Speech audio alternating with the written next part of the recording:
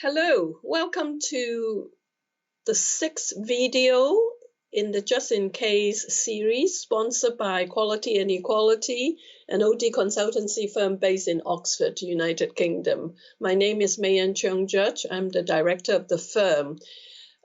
This mini series is called Just in Case. Just in case you want to learn something new, just in case you need to be reminded about something, just in case you want to refresh. Today contributor, Dr. Glenda Eoyang, is not someone that I need to introduce again because she came on number 3 video to explain to us what is HSD. Glenda is a pioneer in the field of HSD, human system dynamics, and Glenda is famous for using her model and methods to help other people see patterns in the chaos around them, because she believed that once you understand the pattern in simple and powerful way, then you can take practical steps to shift chaos into order. And so in this video, Glenda is going to talk about thriving in uncertainty and the competency needed not just by the OD practitioner, but by our clients in this rapidly changing world. Thank you, Glenda, for offering your time and wisdom to share with us. So over to you, and hope everybody will enjoy Glenda's talk. Thank you, Mayan. It is a joy and a pleasure to share with your community. So thanks for this introduction and invitation. So today we're going to talk about the future and what you need to be in this future to come. So as we address the future, you and your clients are going to need a different set of competencies to thrive in this age of uncertainty. I'm Glenda Eoyang. I'm founding executive director of the Human Systems Dynamics Institute. I've developed in my community practices a set of competencies, skills, knowledge that allow us to work with hope and possibility, even when we can't predict and control. And we find that in this future, there are 3 competencies that are most important to help us work in uncertainty. So in this video, I want to share those with you. But first, I want to talk a little bit about why the future needs new skills. And then we'll talk about those 3 competencies. And what I'd like for you to do as you listen to the video is to think about your own practice and how you already practice these and the ways in which you don't and how you might. So I invite you into self-reflection as we walk through these competencies.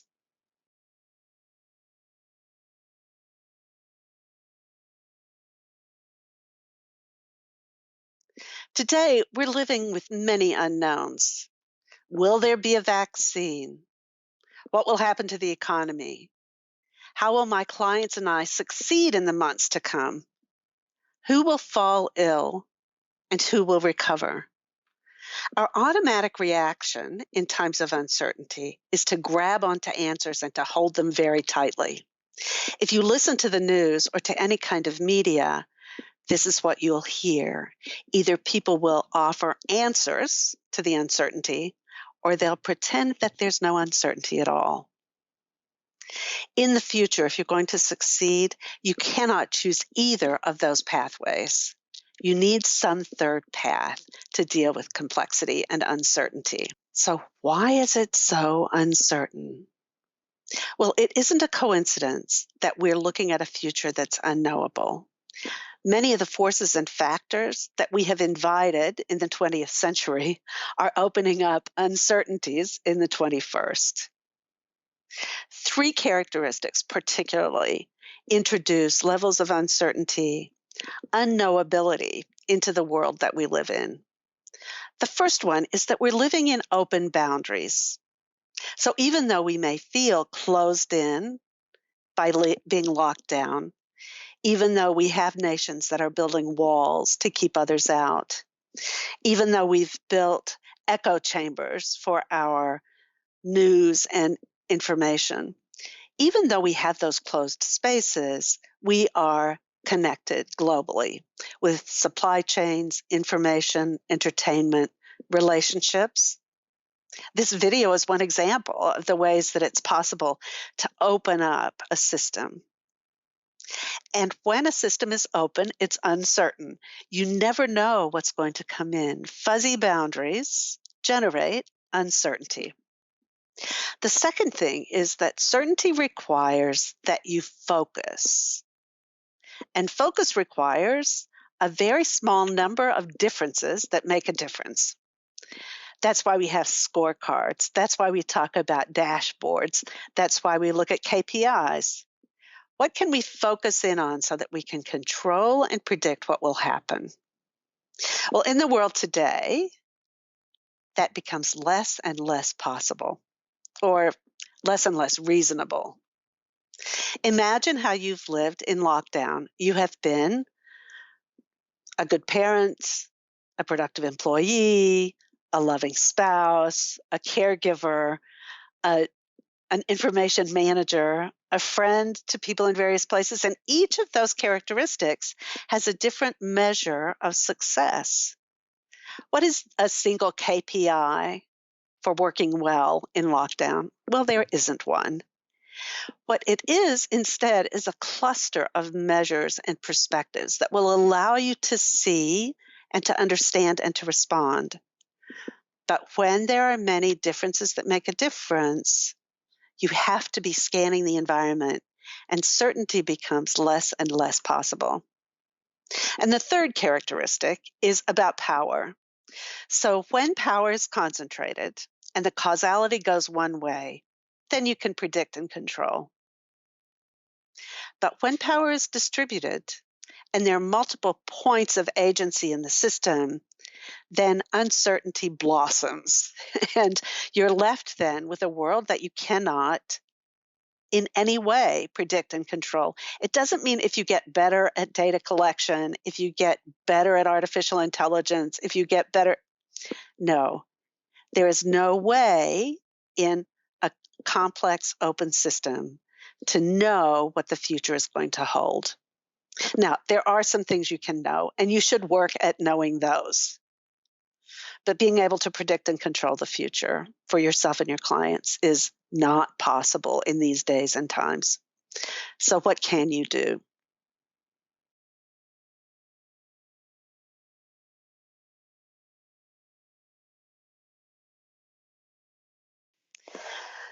When you're living in an age of uncertainty, the skills that you had, the knowledge that you had, and the capacity that you had developed over time in working with people, systems, opportunities, some of those will still be useful. Don't forget what you know. But you will find moments when those skills do not serve you well. You'll find moments when the knowledge that you held, the capacity that you had, the competencies that you held, that you depended on in the past, will suddenly cease to serve. And at that point, you need to have a set of competencies that you can rely on.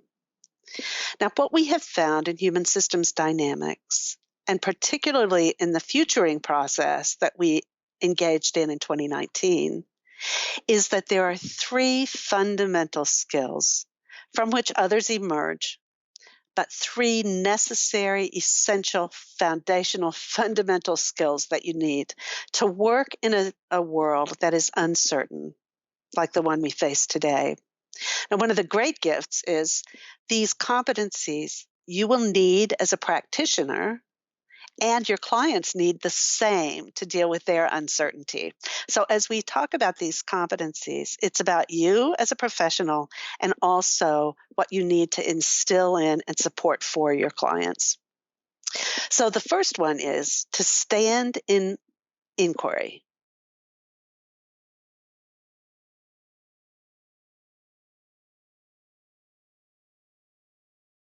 Now, in complex systems, answers have a very short shelf life. What may be true and useful at a time in a place may be less than worthless somewhere else or some other time. So you can't grab an answer and carry it from one place to another with you. Some of us have found a way in organization development to hold on to a particular solution and to carry it to all of our client sites. Sometimes that worked, sometimes it didn't. But this is the alternative, that rather than having an answer that you're sharing, you're carrying better questions. A good question will work no matter where you are or what the circumstances are. So if you can learn to stand in the question honestly, authentically, clearly, a question that's open-ended, one in which you are not the expert, except as an expert inquirer. Now, that's easier said than done, unfortunately. We've found that in order to build a practice around inquiry, it's been helpful for us to have 4 rules, and I want to share those with you. We call them rules for inquiry or practices of inquiry. There are 4 of them. The first is turn judgment into curiosity. Now, this is one where if you're aware where judgment comes from, how do you feel when you're in judgment? What are the ideas and thoughts and words that come to you? If you can become aware of that judgment, take a breath and find an authentic question to ask, it will untie you from those judgments and that perspective and allow you to move with the uncertainty to come. The second is to turn conflict into shared exploration. So you know the energy in a conflict gets locked between 2 people or 2 groups, and energy is focused there and you get stuck. If instead, together, you find a question to explore together, it opens up that energy and makes possibility possible. So turn conflict into shared exploration. The third is to turn defensiveness into self-reflection. Now, I hope you're being able to do that as you listen to this video. I know often if I am introduced to something new, some new skill, some new possibility, my immediate reaction is, well, I've done that before, or I don't need to do that. I already knew that. So those movements of self-defense are automatic responses when our expertise, which served us really well in the past, isn't serving us now or in the future. But how can I take that sense of defensiveness and to pause and to breathe and to ask myself, I wonder what I'm trying to defend. I wonder what the possibility might be. And I believe that Mian's work and Dave Jamison's work in Self as Instrument is about this. How do I turn my defensiveness into self-reflection? And the fourth and final rule is pretty fundamental. How do I turn assumptions into questions? So how can I first become aware of my assumptions? And second, find a way to frame them in a question, in a way to connect and inquire. So those are the 4 rules. Now, this does not mean that there's no reason that you should judge or be in conflict or be defensive or have assumptions. There are sometimes when those will serve you very well. So this is not an answer. This is another set of questions. Is this a moment when I should be in judgment or when I need to be in curiosity? Is this a moment where I should go with my assumptions, or is this a moment when I should ask a question? So even our practices of inquiry are themselves inquiries. So that's the first competency, to stand in inquiry. The second competency is to learn in action.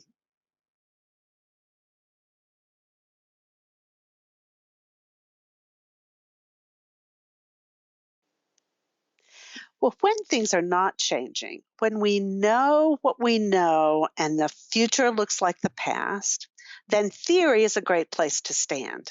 You can know something stays the same, no reason to challenge it. We can hold to the things that we know. But when the world is changing quickly, theory can't move as fast as the world moves. Pundits can talk to you about the future. The theory is beginning to emerge. Even the theory of complexity science, which began back in the 70s, is not yet cooked. And I'm sorry, but you can't wait that long to figure out what to do. It's your responsibility to get ahead of the theory.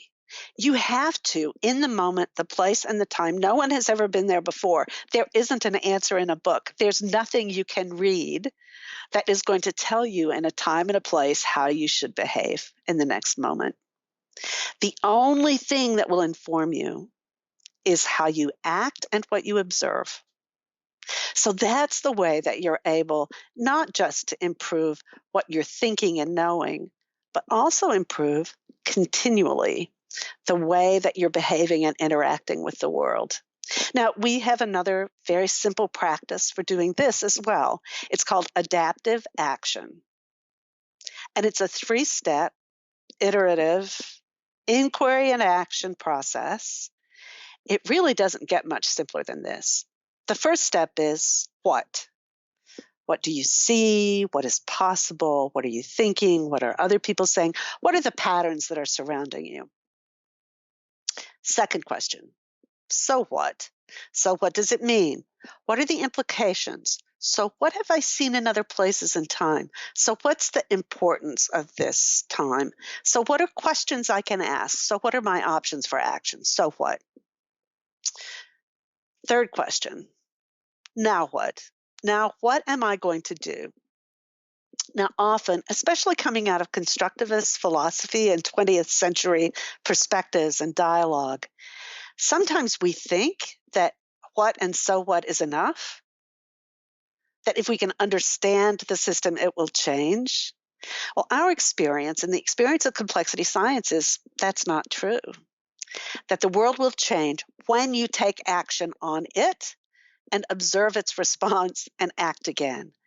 So this is a kind of post-positivist perspective in which action is the opportunity for learning. So what? So what? Now what? When you take action in a complex system, it will shift. There will be consequences and an opening for your next what. What? So what? Now what? So adaptive action is the practice that we have that helps us build the competency of learning in action. The third competency is to spot patterns.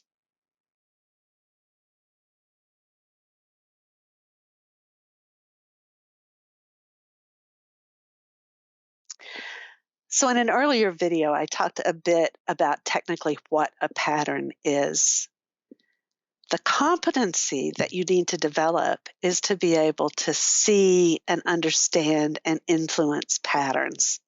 Now, I want to get kind of concrete about it, that when I am standing in a space that I don't know what to expect, don't know what to think of yourself as standing in a storm. What are you looking for?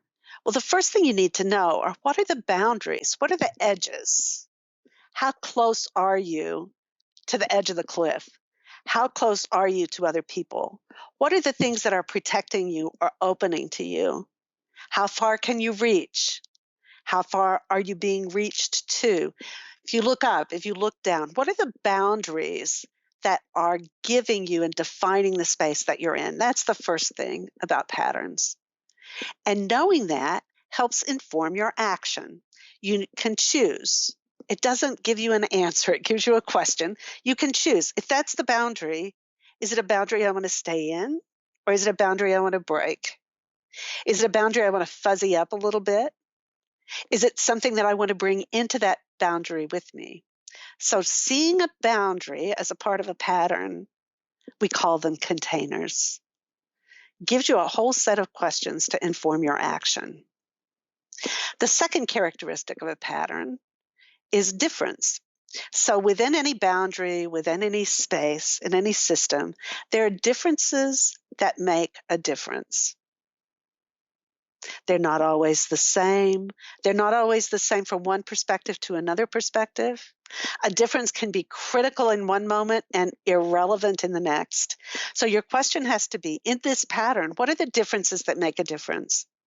And the way that informs your action is to be able to say, am I going to amplify that difference, make it bigger, shine a light on it, exaggerate it? Or is it a difference that really is not serving and I need to make it very small and put it in the background? Where am I going to focus my attention? And so it gives you another set of questions to inform the competence of your working in a complex system. And then the third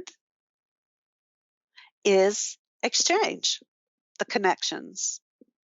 So when you see a pattern in terms of what's connected or not, when you see the pattern, when you spot that pattern, then you can ask yourself questions like, what's connected and what's not? Would it be better to strengthen a connection? Do I need more connections? Do I need weaker connections? Do I need to discover another connection? Is there a connection I had 20 years ago that I might use today? What's the question? So, if you're able to spot patterns, those are three whole sets of questions you can ask yourself to inform action. Where are the boundaries? What are the differences that make a difference? And how is stuff connected? And all of those help you learn by action. And they also help you stand in inquiry. And so you see that these three competencies, standing in inquiry, being able to learn from action, and spotting patterns, all work together as a whole. That's the reason it's different from usual competencies. Usual competencies you can list and check off and see them as separate. You can measure one to another. But these are new world competencies that are braided together so intricately that you and your clients will be developing them as a pattern together. And that's what will build your competence, your capacity, your ability, and the ability of your clients to succeed in a future you don't predict or control.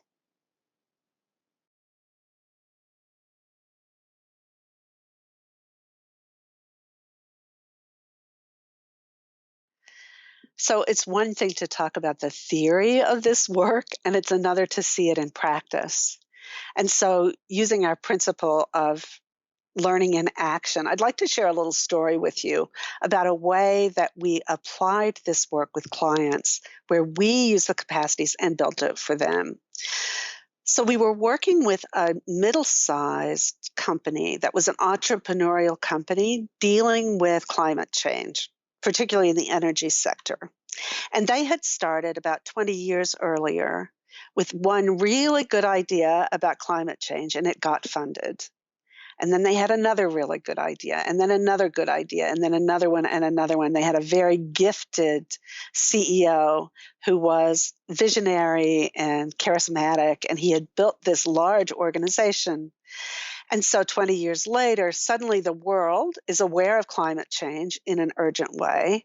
And they had built a capacity to work with things that no one else in the world could work with. And they had a structure that was siloed in multiple brands and not much connection, and global but not connected. And so the CEO called us and asked us to work with them to help them prepare for the future, classical OD process. So the first thing I did in the very first meeting, as I spoke with him, he had lots of answers. He had studied and read and knew everything he was supposed to do, and he had lots of answers. That was his history, and it had always worked well for him.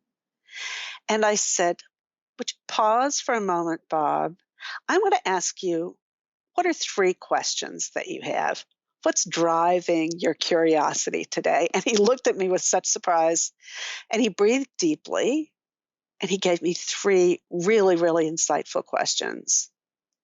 And then he said, I have to ask my staff those questions. I have to ask my leadership group. I have to ask those questions. Those questions are going to give us a future. I said, oh, well, that's really great. And so he was, in that time, using the ability to stand in inquiry, went right into action. What, so what, now what? And finally, the questions were revealing patterns to him to help him see what was possible and what was true. One of the issues that he brought was that there was a lot of tension between his board and his staff.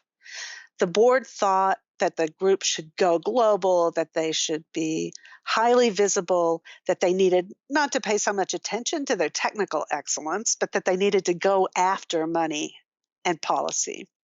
The staff, on the other hand, saw solution in technology and that they needed to work out the technical details. And so part of the challenge that Bob saw was, how do we get these two together? And so again, we started with explicitly adaptive action. So the first question was what? And we asked one group what they thought about the other group and what they thought that group thought about them. So we asked the staff, what do you think about the board and what do you think the board thinks about you? And we asked the board, what do you think the staff thinks about you and what do you think about the staff? And we took that data and we looked for patterns. We looked for where the boundaries lay. We looked for what were the differences that made a difference. We looked at what was connected and what was disconnected. And then we fed back to them this pattern as a so what and said, now what can you do? Not everything. Do one thing and see what happens and cycle again. And throughout, I've been an entrepreneur. I've worked with lots of organizations. I know technology and I've got strong biases about what's going to help us in the climate crisis, all of that. And I'm an expert in complexity. So I came in all ready to give them answers. I knew what I wanted that company to do. And if I were running it, what I would do. And I held on.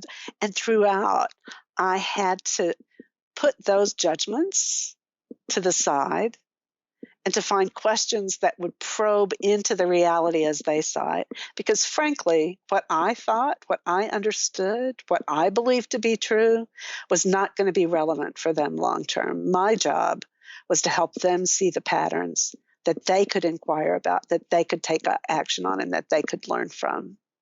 So those are several ways that in this one engagement with this one client, we brought these competencies to bear various times in various ways in different people. So it becomes a very coherent practice that's woven together. I hope that story helps. And I hope that you can think about a story you have about a project that worked and see the ways in which you used these competencies and how they helped you and your clients, and become conscious of them. On behalf of everyone, may I thank Glenda again for sharing your thoughts and insights on the topic of thriving in uncertainty. I hope that we go away, really start thinking and chewing about the three competencies. Sounds really easy, but very difficult to practice, and more important to turn them into a default practice for us working in this chaotic time. So if you'd like to continue the conversation with Glenda, you know where her contact details are, and she is incredibly generous, and she will share her resources with you. A very big thank you again to Glenda for taking the time to share, and I wish everybody to stay safe and stay well and continue to bring humanity back to the workplace. A quote from Malvern Weisbord.